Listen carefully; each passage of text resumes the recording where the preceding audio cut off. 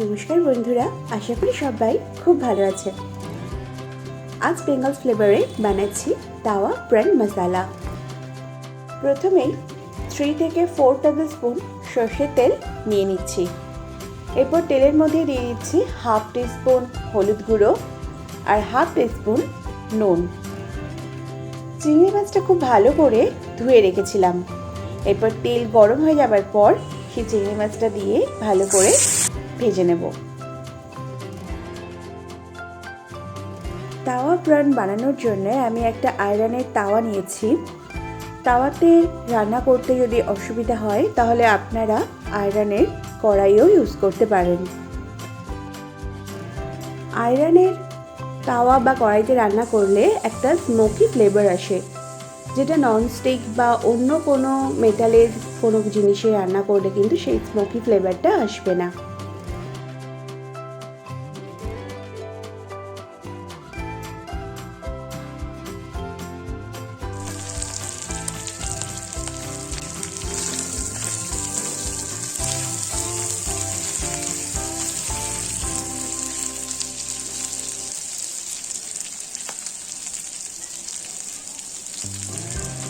চিংড়ি মাছটা ভাজা হয়ে গেছে।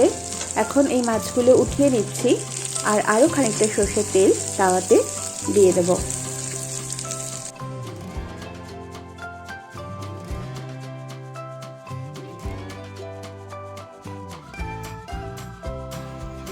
তেল গরম হওয়ার পর প্রথমেই অ্যাড করব 5-6 কোয়া গোটা রসুন। বেশ কিছুটা কারি পাতা অ্যাড করে দেব। আর অ্যাড করছি কুচিয়ে রাখা মিডিয়াম সাইজের 2টো পেঁয়াজ।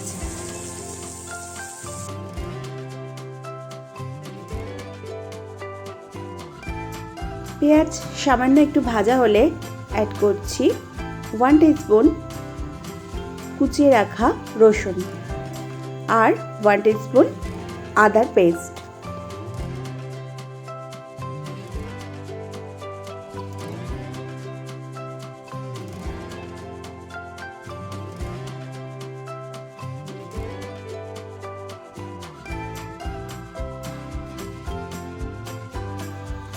এর সঙ্গে অ্যাড করব 4-5টা কাঁচা লঙ্কা।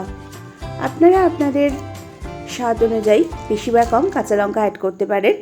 আর দিয়ে দিচ্ছি একটা মাঝারি সাইজের কুচিয়ে নেওয়া টমেটো।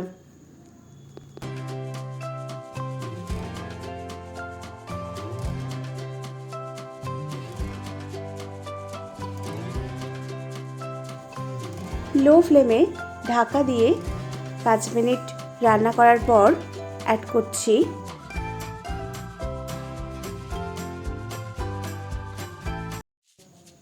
1 টিস্পুন নুন,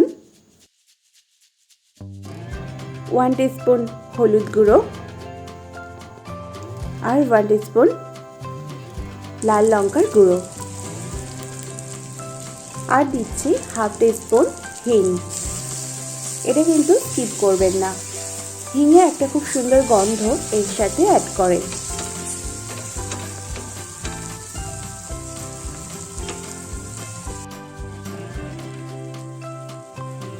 আর দিয়ে দিচ্ছি হাফ টিস্পুন গরম মশলা পাউডার। সামান্য একটু জল অ্যাড করে মশলাগুলো খুব ভালো করে কষিয়ে নেব।